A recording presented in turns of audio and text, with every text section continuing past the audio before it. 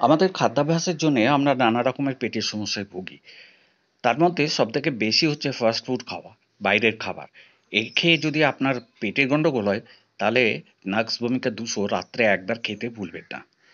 এরপরে আপনার যদি ঢেঁকুর ওঠে, খুব বিচ্ছিরি রকমের ঢেঁকুর, সবসময় আপনাকে বিব্রত করছে, ঢেঁকুর উঠছে তো উঠছেই, কোনো রকমে থামছে না, আপনি তখন কার্বোভেজ 30 দিনে ৩ বার খেতে পারেন।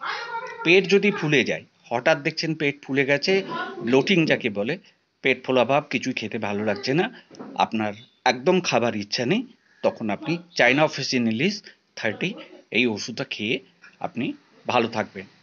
এই চায়না অত্যন্ত কার্যকরী একটি পেটের অসুখ। তারপরে হচ্ছে কি না, বুক জ্বালা। বুক জ্বালার সমস্যা তো রয়েইছে, গলা দিয়ে উঠে আসে অনেক সময়, যাকে গ্যাস্ট্রো এসোফেজিয়াল রিফ্লাক্স বলে। এর জন্যে অনেক সময় প্রচণ্ড অসুবিধে হয়। এই গ্যাস্ট্রো এসোফেজিয়াল রিফ্লাক্সের জন্য আপনি রোবিনিয়া 30 3 বার করে খান। এই ওষুধগুলো খেলে আপনি ভালো থাকবেন।